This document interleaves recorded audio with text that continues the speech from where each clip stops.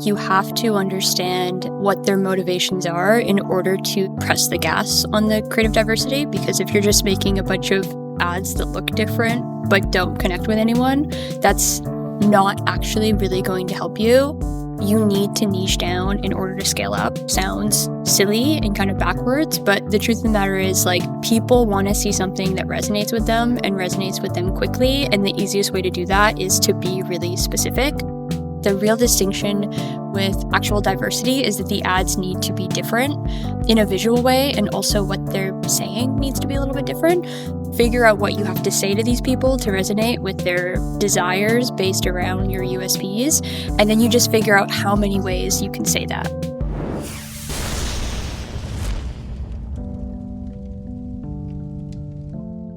It's all killer, no filler. I'm Eric, and I am back with Avery, host of the Ad-Venturous podcast and creative lead over at Pilothouse. Actually, you're creative lead, but you're also you're doing partnerships at this point now too, right, Aves? Yeah, I'm doing a lot of stuff.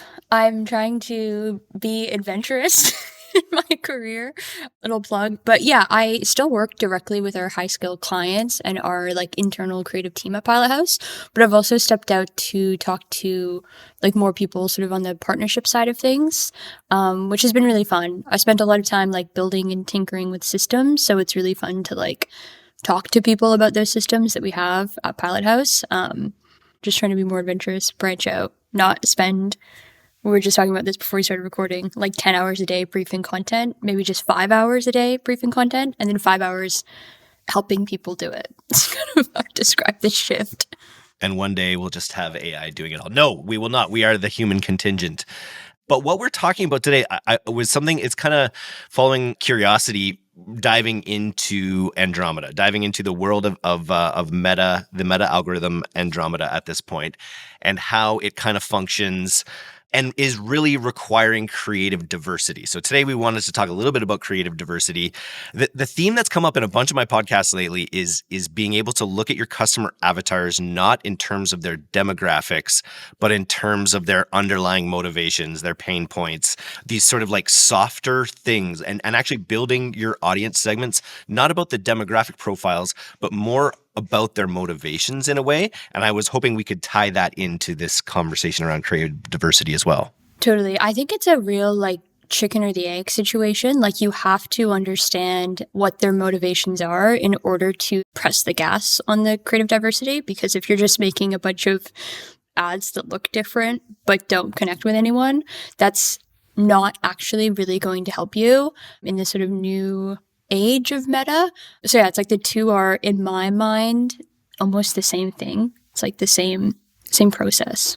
So you're doing creative strategy at a high level for some of the biggest brands, working with Pilothouse. So how do you think about creative diversity as a strategist? Yeah, I tend to think about it as the fun part of the job. I mean, I really like the part of the job that's strategizing around motivations and figuring out what these people actually want to hear. But the actual effort of putting the rubber to the road and figuring out how do you now explain that, I think it is, in my mind, creative diversity is when everything is kind of perfect. It's the icing on the cake. That's when you start to think about how can we actually make more ads. And we've talked about this pretty openly. About 5-6 years ago, what we did at Pilothouse was we thought a lot about creative velocity. And I feel when we talk about this, it's good to do some definition setting. Velocity to us and to most people who were winning on Meta back 5-6 years ago just meant let's change the headline on this static 5 times. And that's going to kind of rig the algorithm in a way that we're putting more content in. It's getting to more people because we're setting up the kind of what you were talking about at the top. We're setting up those segments. So it's getting to more people. There's just more ads. We're just going to keep pumping out iterations, get 100 creators to take the same selfie style picture with the product. And that was fine. That could call it a day. But the real distinction, and I've talked to our Meta reps with some of our like bigger accounts about this a lot. The real distinction with actual diversity is that the ads need to be different in a visual way, and also what they're saying needs to be a little bit different.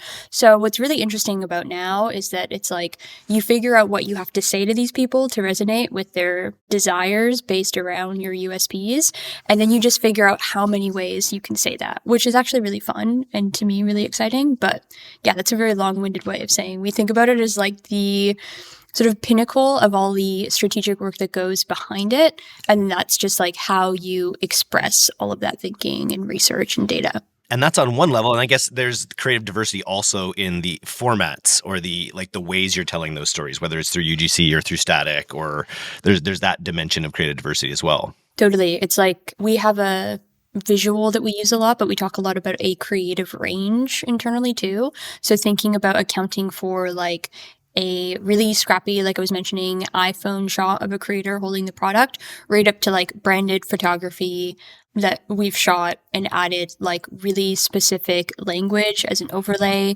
and really like sets up the brand rather than the product. Creative diversity like lends itself to being able to like capture everything from that iPhone shot to that branded studio shot, like everything in between. You want to make sure that you have an ad active that like fits that and then also speaks to those motivations and those sort of pain points. How niche does it get? I know you're famous for saying not being afraid to get weird essentially with your ads, but how niche down have you found effectiveness with these emotional avatar things? I love talking about this. I love talking about this too when we're like auditing brands. I do a lot of that these days because I think a lot of the time there's like a hesitancy in niching down. But to me, most brands, like you need to niche down in order to scale up, which sounds silly and kind of backwards. But the truth of the matter is like people want to see something that resonates with them and resonates with them quickly. And the easiest way to do that is to be really specific. An example I use a lot, I think I've talked about it before on this podcast specifically. We've pumped like maybe millions of dollars of ad spend behind this ad, but it's super simple. I knew the exact demographic. This was maybe 2 years ago I came up with it. And I used a like really silly joke from SpongeBob because I knew the audience I was talking to would have watched SpongeBob. And it was like a blink and you'll miss it kind of thing. But the like referential quality of it and knowing that the product really resonates with that person and that all I had to do was like put the two puzzle pieces together. Like to me, it feels almost easy to get niche in that way. You have to do a lot of research, but yeah, I wouldn't be scared. Because another thing I talk to brands about, especially on the like audit phase, is if people don't get the really weird referential joke you're making, it's probably like strive to make an ad that's just good anyway and is going to work for people who don't even get it. So you kind of like cover all of your bases. It's like the product looks unique and interesting, but then also there's this extra layer to help you niche down and like really generate interest in the product and the brand.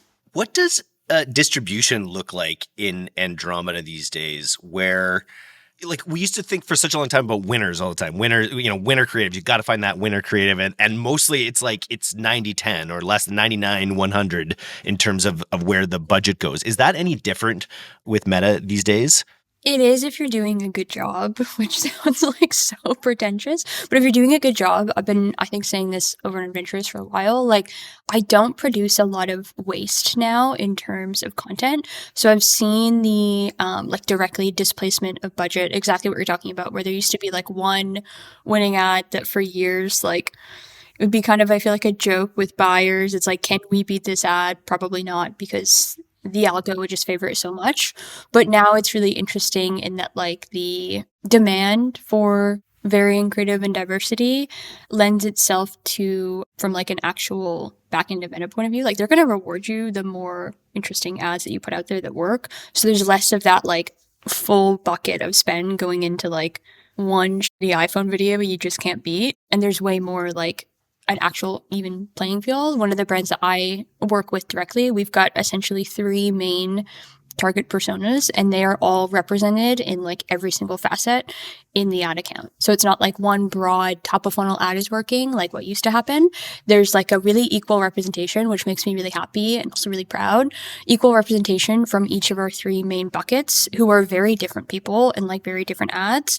But there's kind of like a a really healthy mixture of ads coming in and out of those like top winner slots. And I rarely see now in ad accounts, I would say we're healthy, like one winner getting all the spend. The podcast that's coming out on Monday, he broke down this idea of the main motivations for people buying his product. One of them was it was women buying it as gift for men, and the other was men buying it. But then, and that's what they operated on for a very long time. Then they went a layer deeper, ended up going like, why was she buying it? Why was he buying it? Was he buying it because he needed a pick me up? Was he buying it because it looked cool because he loved this XYZ? Do you have any other anecdotes about how you've kind of broken down, without maybe naming the brand, how you've been able to like break down these different either hooks or angles that you're kind of approaching things with, and give some examples? I spend a lot of time with them virtually. So I think we've talked about this on the podcast before, but I make a real effort to go where they are on the internet and where they're going to be the most truthful. So for a while I was working with a like specialty coffee brand, and I spent like an inhumane amount of time on Reddit threads learning about coffee, and I would avoid specifically looking at Reddit threads about the product I was selling. And instead I was just trying to figure out like, when they were reviewing coffee shops that they really like to go to, what did they like or not like about the in-person experience of going to that coffee shop? When they were talking about competitor products or like actual coffee beans themselves, what was like the language they were using to describe their pain point? That's something that I really try to like tap into when I go infiltrate those spaces. It's like, how do they actually talk about it? Because I think that it might just be the like literature nerd in me that really like allows you to understand how they think about their motivations, when you can see like and kind of dissect, I guess, the language around how they're either complaining about something or praising something that's like adjacent to your product. And then the other thing I do a lot of is reading comments. So instead of going to them, seeing how they talk, coming to us and what they talk about, it is like both my favorite part of my job and my least favorite, because people in meta comments are like crazy. Even if they're being really kind about the brand, they're nuts. But I do that a lot, where it's like I'm fortunate enough to work with brands who take customer experience really seriously. I think I also do, so that makes sense. But really finding out from those comments or those reviews, like what brought them joy about like the unwrapping experience. Like, I'm not just looking for, if it's like, love my make believe mug company, like this mug helped my coffee really well. I'm looking for the like, oh, this made my chaotic mornings really easy. And then it's like, okay, this maybe the subset that's like millennial women, that's who the comment came from. Their actual motivation is like ease of use and peace, because they're a very busy subset of people. So it's about like going really deep with them, both when they come to you and also wherever they are existing out there, and then just like searching for patterns in a way and like documenting all that, whether you've got like a custom GPT or just a bulletin board in your room, in your office, like documenting it all. And then, like I said, noticing the patterns and like making connections between them. And so we use that to get some ads that work. Talk a little bit about your hook testing framework. So this is something that I do feel like we shifted a little bit before we even knew about Andromeda, which just turned out to be really lucky for me and my coworkers. But we started thinking really deeply about, and this actually came directly from Meta, which is really interesting, about a year ago, because I love bragging about this. Oftentimes, Meta reps will be like shocked by how much volume and diversity the brands that I work with and I like create. But I remember they specifically said to us at some point, like, you should really consider, because we're doing a lot of like testing different voiceovers. So I feel like a good example to walk through this framework is like, if I've got an asset and it's working pretty well, it's a creator asset. Usually what I would do like a year ago would be to try cutting up the voiceover, because I thought, I've got a visual that's working really well. The easiest sort of lowest hanging fruit might be trying the like audio hook, because I do think audio is quite important, and introducing the product in that first 3 to 5 seconds in a different way. And it was Meta themselves who said, instead of that, shift the visual they see in the first 3 to 5 seconds.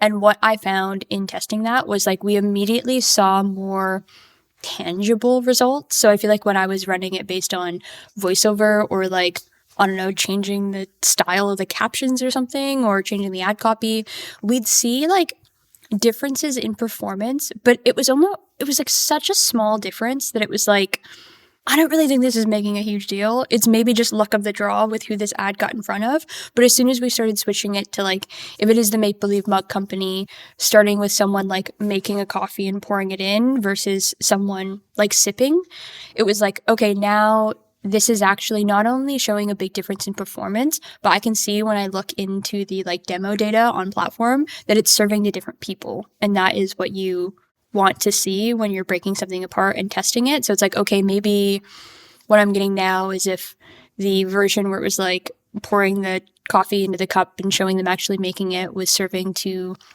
like a slightly older male demographic, taking a sip was serving to slightly younger women. I could say, well, maybe the dudes want to see the like craft of coffee and maybe the women want to see the aesthetics, which is like a very quick generalization. I wouldn't like build out a strategy, but it gave me more like tangible results and also drove success quicker. So I don't know if that was like our very kind, cool meta rep kind of giving us a warning. I mean, he probably didn't know, but he was just like, I don't think you don't see a lot of difference in performance when you do this, and it takes a lot of your time.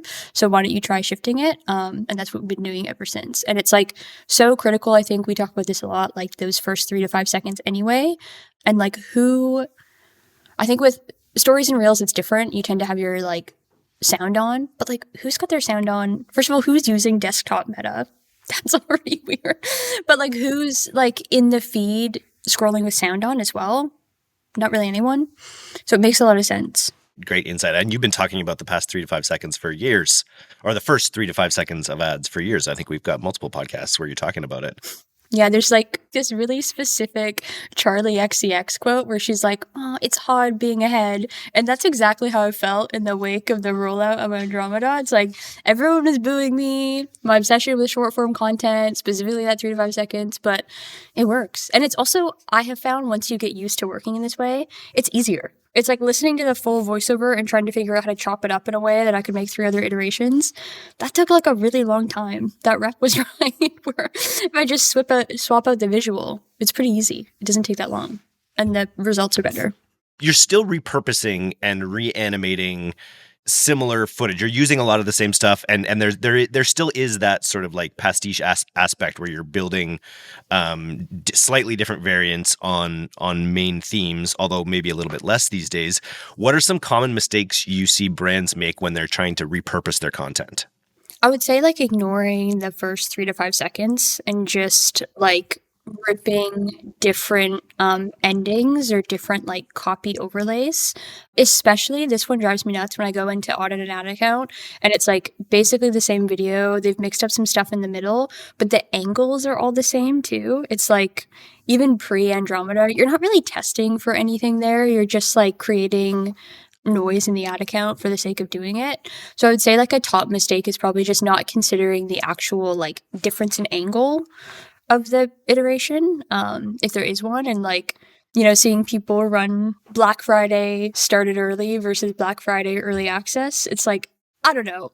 That's really like counting towards actual creative diversity. And I also, like we're mentioning with the kind of voiceover, that kind of testing, I don't know if you're going to get any usable data from that because it's just whoever it landed in front of, how much money they had and if they wanted to spend it at that point. Like you're not actually testing anything. So I think, yeah, number one mistake is just like doing it with no thought or reason behind creating those like iterations. Talk about noise in the ad account, because that's something that I've also been hearing about Andromeda, is that not only are you kind of wasting your time with creative, but like that isn't strategic and isn't speaking to an angle. It can actually sort of be negative impacting on your ad account if you have too much overlap. Is that something that you're getting a sense of? Yeah, I think so, because I mean, it's kind of also like a chicken or the egg. It's like, is the negative impact coming from like, it's just shitty creative? That might be the case. Yeah, that's probably true. Yeah. It might just be bad. So I can't say if it's actually meta kind of penalizing you for all that noise in the ad account versus like, it might just be a cop out if you've got really bad creative that doesn't really speak to a person. What's the one thing every D2C brand should be doing this week to prep for Q4 success? I know it already should have happened, but what's the one thing that you'd that you do in an audit maybe that brands should like look into right now if they're listening to this?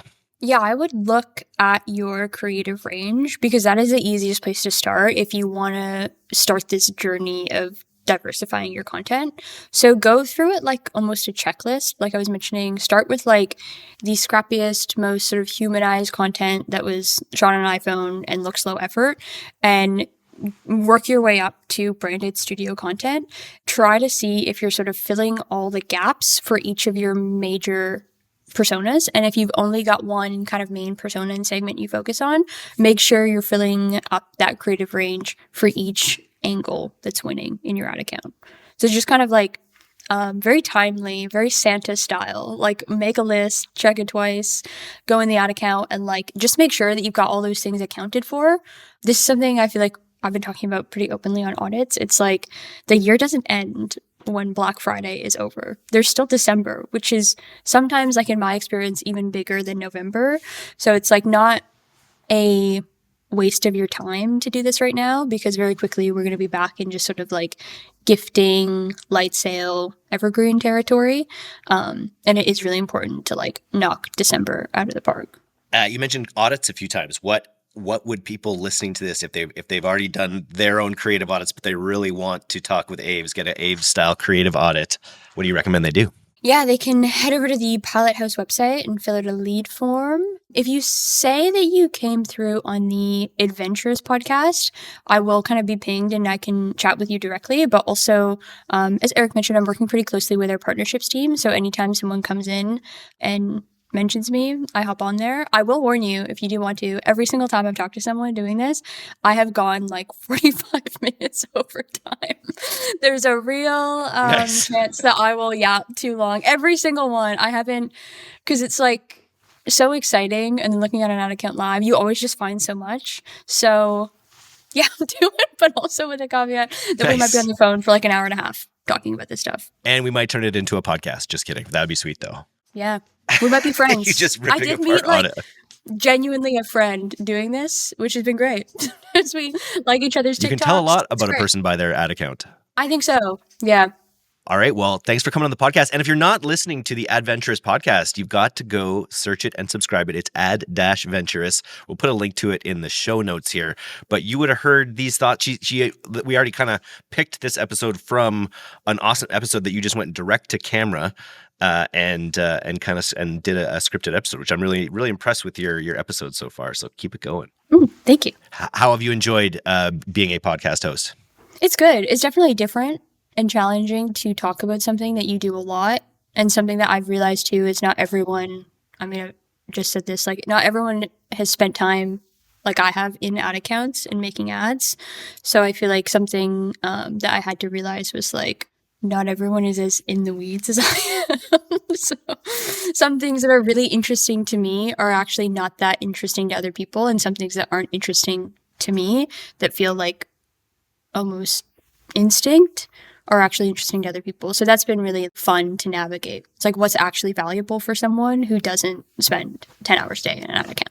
Yes. Well, here's to a successful Q4 and getting away from our desks as appropriate. Thanks for coming on again, Aves. This was sweet. Thanks.